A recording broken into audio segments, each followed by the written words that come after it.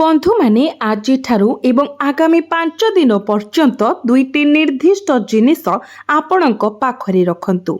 मो कथा को मजा भाभी भूलंतु नाही। एगुड़िक केवल साधारण जिनिस नुहे, एगुड़िक आपणक आत्मविश्वास, आपणक कथा, आपणक भाग्य, आपणक धन, आपणक प्रेम, आपणक सम्मान एवं आपणक आभ्यंतरीण शक्ति सहित जड़ित। बंधु माने जेतेबेले आपण एही दुईटी जिनिस पाइबे एवं निर्धारित पद्धति अनुसरण करिवे, परिस्थिति धीरे धीरे आपणक सपक्षरे आसिब। ताहा धन, जानबाहन, टंका, प्रेम किंबा सम्मान हेउ, मास परे मास आपण जो प्रार्थना करुथबा सुजोग गुड़िक आपणक आड़को आकर्षित हेबा आरंभ हेब। तथापि मने रखंतु जे एही प्रतिकार केवल एक वस्तु रखिबा विषय नुहे, एहाकु विश्वास, संयम एवं भक्ति सहित अभ्यास करिबाकु पड़िबो। बंधु माने आजिर गुप्त विषय को हालुका भापरे नियंतु नाही। जदि आपण भिडियोर किछि अंश को छाड़ी दियंती किंबा स्किप करि दियंती किंबा परे देखिबा पाई निष्पत्ति नियंती, तेबे आपण सेही गुरुत्वपूर्ण जिनिस हराई पारंती, जहा आपणको आगामी 5 दिन मध्यरे प्रचुर लाभ देई पारि थांता। तेणु आपणको जीवनर दिगको कौन परिवर्तन करि पारे से विषय ध्यान दियंतु। जो माने भक्तिर सहित शुणती, नियमित भावरे निर्देश पालन करती एवं निजर पूर्व भूल गुड़ी को संशोधन करती, सेमानंको पाई एही 5 दिन ईश्वरंक द्वारा प्रदत्त एक विशेष सूचना प्रमाणित हेब। बंधु माने वीडियो आरंभ करिबा पूर्वरु मो माता रानी एवं प्रभु हनुमानंकर आशीर्वाद कामना करुछि। तेणु कमेंट बॉक्स रे जय माता दी, जय वीर हनुमान निश्चय लिखंतु। जेतेबेले आपण भक्तिर सहित एही पवित्र नाम गुड़िक लेखंती, बुझंतु जे आपणकर भावना ईश्वरंक पाथरे पहुंची थाए। ईश्वरंक कृपार आलोक आपणंक घर, परिवार, कार्य, आर्थिक एवं आपणंक मनर जटिलता उपरे मध्य झलसिबा आरंभ करे। मने रखंतु बंधु माने जेतेबेले आमर कुंडली रे शुक्र ग्रह अनुकूल स्थिति रे थांती, जणे व्यक्तिंक मुहरे एक उज्जवल चमक आसी थाए। अन्य मानंक मध्यरे सेमानंकर प्रभाव वृद्धि पाए, संपर्क उन्नत हुए, आर्थिक स्थिति सुधुरिबा आरंभ करे एवं जीवन आरामदायक होई थाए। किंतु जदि आपणक कुंडली रे शुक्र दुर्बल थांती किंबा राहु एवं बुधंक प्रभाव रे पीड़ित हुंती, सेतेबेले जणे कठिन परिश्रम सत्वे मध्य संघर्ष करि थाए। प्रेम रे भूल बुझामणा सृष्टि हुए, जदिओ यह साधारणतः क्षणस्थायी। आपण प्रायतः एपरि परिस्थितिर सम्मुखीन हुंती, समस्या द्वारा घेरी रही थांती, आर्थिक विषय चिंतित होई थांती किंबा घरे संपर्क समस्या सहित मुकाबिला करि थांती। एहा कामर चाप हेउ, अन्य मानक खराब इच्छा हेउ, प्रियजनक परिवर्तनशील व्यवहार हेउ किंबा आभ्यंतरीण अस्थिरता हेउ, आपण प्रायतः दुखित अनुभव करती। आपण भाबुथांती, मु कौन भूल कली, मु कठिन परिश्रम करे, मु ईश्वर को प्रार्थना करे एवं कहार क्षति न करिबाकु चाहे, तथापि मो जीवन रे समस्या केबे शेष हुए नाही। काहेकि बंधु माने यह केवल भाग्य विषय नुहे। केतेक समय छोट छोट भूल, खराब साथी, कठोर शब्द, भूल विश्वास किंबा घरे नकारात्मक शक्ति आमर प्रगति रे बाधा सृष्टि करे। बंधु माने एक प्रमुख समस्या हेउछि जे आपण आपणकर चिंताधारा बहुत शीघ्र प्रकाश करंती। जेतेबेले केही मीठा कथा कहती, आपणकर प्रशंसा करती किंबा सहानुभूतिर किछि शब्द दियंती, आपण सेमानंको पाई आपणकर हृदय खोली दियंती।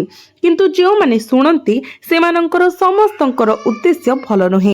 केतेक केवल आपणकर दुर्बलता गुड़ी को खोजिबाकु चेष्टा करती, अन्य माने आपणकर स्वप्न सुनी आपणक रास्तारे प्रतिबंधक सृष्टि करिबाकु चेष्टा करती एवं केतेक आपणकर आय, योजना, संपर्क एवं परिवार विषय जानिबा परे ईर्षा अनुभव करती एवं सेही ईर्षा आपणक पाई प्रतिबंधक परिणत हुए। बंधु माने मु आपणको कहिबाकु चाहूची जे आसंता काली ठारू परवर्ती 5 दिन पाई आपणको जीवन रे शुक्रंकर एक गुरुत्वपूर्ण भूमिका ग्रहण करिवे। शुक्र आपणकर प्रेम जीवन आकर्षण आर्थिक आराम शांति एवं संपर्क को प्रभावित करिवे। राहु मध्य एबे भी गुरुत्वपूर्ण मुहूर्त रे प्रतिबंधक सृष्टि करिपारे। तेणु आगामी 5 दिन आपणक पई लाभ एवं परीक्षा उभय आनिब। दयाकरी ध्यानर सहित शुणन्तु। एही 5 दिन मध्य 3 प्रकारर लोक आपणक जीवन रे सक्रिय होई पारंती। प्रथमतः जो माने आपणक सफलता को ईर्षा करंती। द्वितीयतः जो माने आपणक विषय गुजब किंबा गपसप प्रचार करंती एवं तृतीयतः जो माने बंधुत्वपूर्ण देखा जाती एवं आपणक सहित आलोचना करंती किंतु आपणक पछरे आपणक विषय नकारात्मक कथा कहंती भूल धारणा सृष्टि करंती। आपण एही 3 प्रकारर लोकंक प्रति अत्यंत सतर्क रहिबा उचित। आमे वीडियो रे परे सेमानंक विषय अधिक विवरणी प्रकाश करिबो। तेणु दया करी एहाकु शेष पर्यंत ध्यानर सहित देखंतु। आमे आगको बढ़िबा पूर्वरु मो आपणंक सहित किछि गुरुत्वपूर्ण कथा अंशीदार करिबा पई चाहूछि। मो आपणंकु मूल्यवान सूचना प्रदान करिबा पई एवं आपणंक कुंडली रे ग्रह परिवर्तनर विश्लेषण करिबा पई प्रत्येक दिन कठिन परिश्रम करे जहा द्वारा आपण आपणक जीवन को उन्नत करिबा पई सठिक मार्गदर्शन पाई परिबे। तेणु आपण माने वीडियो को लाइक करी चैनल टी को सब्सक्राइब करि दियंतु एवं एहा ही हेबो मोर कठिन परिश्रमर पुरस्कार। तो बंधु माने आपणक पई पूर्वरु उल्लेख करा जाइथिबा लोकंक विषय जो माने आपणक प्रति किंबा आपणक सहयोगी मानक प्रति ईर्षा पोषण करंती दया करी ध्यान दियंतु जे से माने संभवतः बाहरर किंबा परिचित। एही गोष्ठी रे आपणक कर्म क्षेत्र रे पड़ोसी बंधु किंबा सहकर्मी माने शामिल होई पारंती। आर्थिक कारोबार किंबा व्यक्तिगत योजना सहित जड़ित विषय गुड़िक जेपरि के आपण केते टंका रोजगार करिसेंती किंबा आपणकर भविष्यत कार्यपंथा कौन से विषय सतर्क रुहंतु जे आपण कहा उपरे विश्वास रखंती। प्रथम प्रकारर व्यक्ति हेउछंती एपरि जणे जहांक सहित आपण आपणकर रोजगार एवं भविष्यत योजनार विवरणी बांटंती। द्वितीय व्यक्ति हेउछंती परिवारर सदस्य किंबा संपर्कीय जहांक सहित आपण व्यक्तिगत घरोई विषय बांटंती। तृतीय व्यक्ति हेउछंती आपणकर निकटतर व्यक्ति जे आपणक भावना सहित खेलंती। से माने आपणको प्रशंसा करिबा आपणको हीन करिबा एवं आपणको सेमानंक उपरे निर्भरशील रखिबाको चेष्टा करिबा मध्यरे विकल्प भावरे व्यवहार करि पारिबे। एपरि लोकंक सहित झगड़ा करिबार कोनोसी आवश्यकता नाही। केवल आपणक कथा को सर्वनिम्न रखंतु। मने रखंतु विवेचना सहित ग्रहण करा जाइथिबा कार्यगुड़िक प्रायतः शीघ्र सफल हुए। यह ध्यानर सहित शुणन्तु। परवर्ती 5 दिन पाई प्रथम प्रमुख सतर्कता हेउची जे आपण कोनोसी नूतन सुजोग आर्थिक लाभ प्रेम आग्रह प्रकल्प किंबा योजना संबंधी विवरणी को संपूर्ण भावरे प्रकाश करिबा उचित नुहे जे पर्यंत एक योजना संपूर्ण भावरे प्रस्तुत न हुए। समस्तंक सहित शेयर करिबा एहाकु कुदृष्टि ईर्षा एवं नकारात्मक शक्तिर सामना करि पारे। तेनु जदि आपण एक सकारात्मक संकेत पाती तेबे प्रथमे ईश्वर को धन्यवाद दियंतु एहाको आदर करंतु एवं तापरे सठिक समय अन्य मानक सहित शेयर करंतु। जेपरि एक बिहन को गछरे गजा हेबा पर्यंत माटी रे सुरक्षित रखिबा आवश्यक सेहीपरि समान नियम आपणक भाग्य पाई प्रযোज्य। द्वितीय प्रमुख सतर्कता आपणक कथा को नियंत्रण करिबा सहित जड़ित। एही राशिर लोक माने साधारणतः संतुलन खोजंती किंतु जेतेबेले निराश हुअंती से माने कठोर भावरे कथा कहि पारंती। आगामी 5 दिन मध्यरे जुक्तितर्क अपमान किंबा अपमानजनक मंतव्यरु दूरे रुहंतु। विशेष करी प्रेम संपर्क रे घरे व्यवसाय रे किंबा ऑफिस रे गोटे भूल शब्द एक प्रगतिशील प्रकल्प को अटकाई पारे जेतेबेले सठिक शब्द एक बंद द्वार खोली पारे। तेणु उत्तर देवा पूर्व 2 सेकेंड पाई विरत हुअंतु एवं मानसिक भावरे ईश्वरक नाम जप करंतु। तृतीय प्रमुख सतर्कता हेउछि अन्य मानकु टंका डॉक्यूमेंट अलंकार चाबी पॉकेट रुमाल किंबा व्यक्तिगत जिनिसपत्र देबारु बंचंतु। राहु भ्रम सृष्टि करि पारे किंतु ताहा आपणको भ्रमित करिबाको दियंतु नाही। केही जणे टंका बदल रे विपुल लाभर प्रतिश्रुति देई आपणको पाखको आसी पारंती जेतेबेले आपणको अन्य मानकु विश्वास करिबा उचित विचार करिबा मध्य जरूरी। ଆଗାମୀ 5 ଦିନରେ ଆର୍ଥିକ ଲାଭର ଦ୍ୱାର ଖୋଲିଯିବ। କିନ୍ତୁ ଅନ୍ଧବିଶ୍ୱାସ ଆପଣଙ୍କୁ ଫାଶରେ ପକାଇପାରେ, ଏହା ମନେ ରଖନ୍ତୁ। ଆସନ୍ତୁ ଆମେ ଆଗାମୀ 5 ଦିନ ମଧ୍ୟରେ ଆପଣଙ୍କ ଜୀବନରେ ଏକ ସଂକେତ ଭାବରେ ଦେଖାଯାଉଥିବା ଶୁଭ ଖବର ବିଷୟରେ ଆଲୋଚନା କରିବା। ପ୍ରଥମ ଶୁଭ ଖବର ଟଙ୍କା ସହିତ ଜଡ଼ିତ। ହୁଏତ ପୁରୁଣା ଦେୟ, ଏକ ନୂତନ ଗ୍ରାହକ, ଏକ କମିଶନ କିମ୍ବା ବୋନସ୍, ଋଣ ପରିଶୋଧ, ଅନଲାଇନ୍ କାର୍ଯ୍ୟରୁ ଲାଭ, ଏକ ବ୍ୟବସାୟିକ ସୁଯୋଗ କିମ୍ବା ଏକ ଲିଡ୍ ଯାହା ଭବିଷ୍ୟତରେ ଆର୍ଥିକ ଲାଭର ପ୍ରତିଶ୍ରୁତି ଦିଏ। ଏହା ତୁରନ୍ତ ଲକ୍ଷ ଲକ୍ଷ ରୋଜଗାର କରିବା ବିଷୟରେ ନୁହେଁ, ବରଂ ସମୃଦ୍ଧିର ଦ୍ୱାର ଖୋଲି ଯାଉଛି। ଦେବୀ ଲକ୍ଷ୍ମୀ ପ୍ରାୟତଃ ପ୍ରବେଶ କରିବା ଏବଂ ସ୍ଥିର ହେବା ପୂର୍ବରୁ ଏକ ସଂକେତ ପଠାନ୍ତି। ଦ୍ୱିତୀୟ ଶୁଭ ଖବର କାମ ଏବଂ କ୍ୟାରିୟର ସହିତ ଜଡ଼ିତ। ଯେଉଁମାନେ ଚାକିରି କରନ୍ତି ସେମାନେ ଉପରିସ୍ଥ ଅଧିକାରୀଙ୍କ ଦୃଷ୍ଟି ଆକର୍ଷଣ କରିପାରନ୍ତି।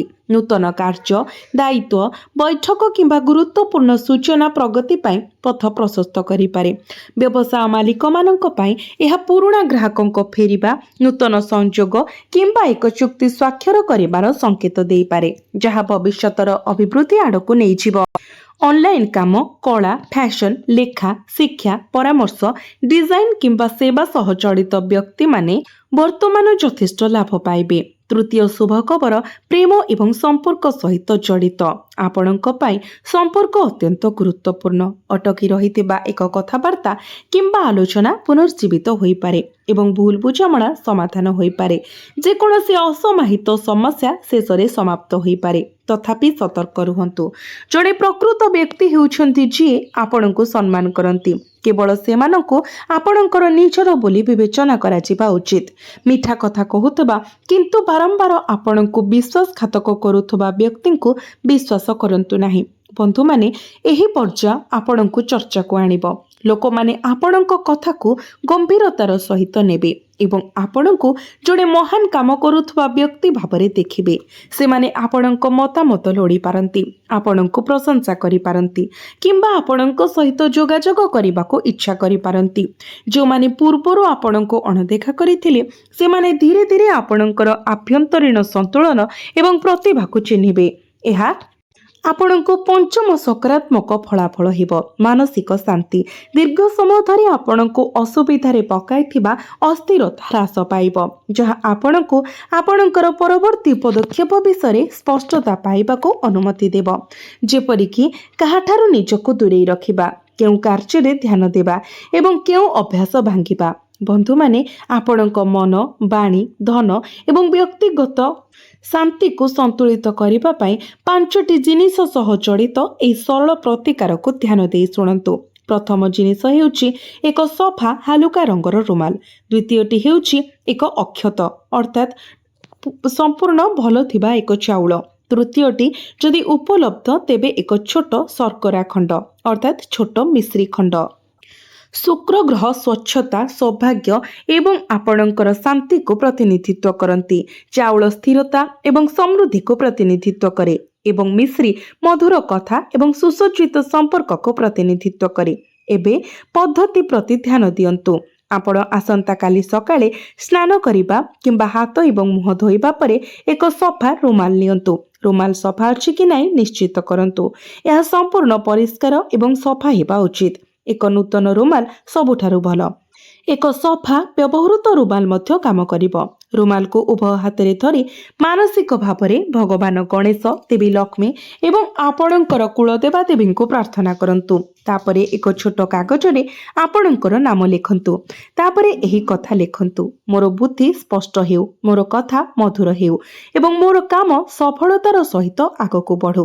କାଗଜକୁ ମୋଡ଼ି ରୁମାଲ ଭିତରେ ରଖନ୍ତୁ। ରୁମାଲରେ ସମ୍ପୂର୍ଣ୍ଣ ଚାଉଳ ଏବଂ ମିଶ୍ରି ଖଣ୍ଡ ରଖନ୍ତୁ। ମୁଁ ଏଠାରେ ଏକ ଛୋଟ ଖଣ୍ଡ ରଖିବା ପାଇଁ ପରାମର୍ଶ ଦେବି। ମନେ ରଖନ୍ତୁ, ଆପଣଙ୍କୁ ବଡ଼ ଖଣ୍ଡର ଆବଶ୍ୟକତା ନାହିଁ। କେବଳ ଏକ ସାଙ୍କେତିକ ଚିହ୍ନ ଭାବରେ ଏକ ଛୋଟ ଖଣ୍ଡ ବ୍ୟବହାର କରନ୍ତୁ। ରୁମାଲକୁ ସୁନ୍ଦର ଭାବରେ ମୋଡ଼ି ଦିଅନ୍ତୁ ଏବଂ ଏହାକୁ ଆପଣଙ୍କର ପକେଟ୍ କିମ୍ବା ପର୍ସରେ ରଖନ୍ତୁ। ଏପରି ଏକ ସୁରକ୍ଷିତ ସ୍ଥାନରେ ରଖନ୍ତୁ ଯେଉଁଠାରେ ଏହା ସବୁବେଳେ ଅନ୍ୟମାନଙ୍କ ସମ୍ମୁଖରେ ପରିଚାଳିତ ହେବ ନାହିଁ କିମ୍ବା ପ୍ରଦର୍ଶନ କରାଯିବ ନାହିଁ। ଏହାକୁ ଏପରି ଏକ ସ୍ଥାନରେ ରଖନ୍ତୁ ଯାହା ସମସ୍ତଙ୍କୁ ସହଜରେ ଦେଖାଯିବ ନାହିଁ। ଏହାକୁ ବାରମ୍ବାର ବାହାର କରି ଦେଖିବାରୁ ବଞ୍ଚନ୍ତୁ। ଏହା ଏକ ସଂକେତ ଭାବରେ କାର୍ଯ୍ୟ କରେ। ଏକ ସଂଯୋଗ ଆପଣଙ୍କୁ ଏବଂ ଆପଣଙ୍କ କୁଳଦେବାଦେବୀଙ୍କୁ ସିଧାସଳଖ ଆପଣଙ୍କ ଭାଗ୍ୟ ସହିତ ଯୋଡ଼ିଥାଏ। ଯେତେବେଳେ ଆପଣ ଘରୁ ବାହାରକୁ ପାଦ ଦିଅନ୍ତି, ଆପଣଙ୍କ ପକେଟରେ ଥିବା ରୁମାଲକୁ ହାଲୁକା ଭାବରେ ସ୍ପର୍ଶ କରନ୍ତୁ ଏବଂ ମାନସିକ ଭାବରେ ନିଶ୍ଚିତ କରନ୍ତୁ, ମୋର କଥା ମଧୁର, ମୋର ମନ ଶାନ୍ତ, ମୋର ଭାଗ୍ୟ ଜାଗ୍ରତ ହେଉଛି ଏବଂ ମୋର କାମ ସୁଗମ ଭାବରେ ଚାଲିଛି। ଏହା କେବଳ ଏକ ବାକ୍ୟ ନୁହେଁ, ବରଂ ଆପଣଙ୍କ ମନକୁ ଏକ ନିର୍ଦ୍ଦେଶ। ଯେତେବେଳେ ମାନସିକତା ପରିବର୍ତ୍ତନ ହୁଏ, ଆଚରଣ ପରିବର୍ତ୍ତନ ହୁଏ ଏବଂ ଯେତେବେଳେ ଲୋକମାନେ ପରିବର୍ତ୍ତନ ହୁଅନ୍ତି, ସୁଯୋଗ ପରିବର୍ତ୍ତନ ହୁଏ ଏବଂ ଖୋଲିଯାଏ। ସୁଯୋଗ ପରିବର୍ତ୍ତନ ହେବା ଆରମ୍ଭ ହେଲେ ଆପଣଙ୍କ ଭାଗ୍ୟ ପାଇଁ ଏକ ନୂତନ ପଥ ଉନ୍ମୋଚିତ ହୁଏ। ଆପଣ 5 ଦିନ ପାଇଁ ଏହି ପ୍ରତିକାର ଅନୁସରଣ କରିବା ଉଚିତ। ଅନେକ ଲୋକ ନିର୍ଦ୍ଦେଶ ଗୁଡ଼ିକୁ ସଠିକ ଭାବରେ ପାଳନ କରିବାରେ ବିଫଳ ହୁଅନ୍ତି ଏବଂ ପରେ ଅଭିଯୋଗ କରନ୍ତି ଯେ ମୁଁ ଲାଭ ପାଇଲି ନାହିଁ, ମୋର କ'ଣ ଭୁଲ ଅଛି। ତେଣୁ ଦୟାକରି ଧ୍ୟାନ ଦେଇ ଶୁଣନ୍ତୁ। ଆପଣ 5 ଦିନ ପାଇଁ ଏହି ପ୍ରତିକାର ଅଭ୍ୟାସ କରିବା ଉଚିତ। 5ମ ଦିନ ପରେ ଚାଉଳର ଦାନାକୁ ଏକ ଗଛ ମୂଳରେ ପୋତି ଦିଅନ୍ତୁ କିମ୍ବା ନିକଟସ୍ଥ ମନ୍ଦିରରେ ରଖିଦିଅନ୍ତୁ। ବିକଳ୍ପ ଭାବରେ ସେଗୁଡ଼ିକୁ ଗାଈ, ପିମ୍ପୁଡ଼ି କିମ୍ବା ପକ୍ଷୀଙ୍କୁ ଖାଇବାକୁ ଦିଅନ୍ତୁ। ଏପରି ସ୍ଥାନରେ ରଖନ୍ତୁ ନାହିଁ ଯେଉଁଠାରେ ଲୋକମାନେ ସେମାନଙ୍କ ଉପରେ ପାଦ ଦେଇ ଚାଲିବେ। ଆପଣ ସେଗୁଡ଼ିକୁ ଏପରି କିଛି ଜାଗାରେ ରଖନ୍ତୁ ଯେଉଁଠାରେ ପ୍ରାଣୀମାନେ ସେମାନଙ୍କୁ ଖାଇପାରିବେ। ଏହା ଆପଣଙ୍କ ଭାଗ୍ୟକୁ ଉଜ୍ଜ୍ୱଳ କରିବାରେ ସାହାଯ୍ୟ କରିବ। ଆପଣ ସେଗୁଡ଼ିକୁ ଯେକୌଣସି ସ୍ଥାନରେ ରଖିପାରିବେ, କୌଣସି ଗଛ ମୂଳରେ କିମ୍ବା ରାସ୍ତା କଡ଼ରେ। କେବଳ ନିଶ୍ଚିତ କରନ୍ତୁ ଏଭଳି କୌଣସି ସ୍ଥାନରେ ରଖିବେ ନାହିଁ ଯେଉଁଠାରେ ଲୋକମାନଙ୍କର ପାଦ ତା ଉପରେ ପଡ଼ିବ। ତ ବନ୍ଧୁମାନେ, ଆପଣମାନେ ନିଶ୍ଚିତ ଭାବରେ ବିଶ୍ୱାସର ସହିତ ଏହି ପ୍ରତିକାର ଅବଲମ୍ବନ କରନ୍ତୁ ଏବଂ ଖୁବ୍ ଶୀଘ୍ର ଆପଣ ଆପଣଙ୍କ ଜୀବନରେ ହେଉଥିବା ଚମତ୍କାରୀ ପରିବର୍ତ୍ତନକୁ ଅନୁଭବ କରିପାରିବେ।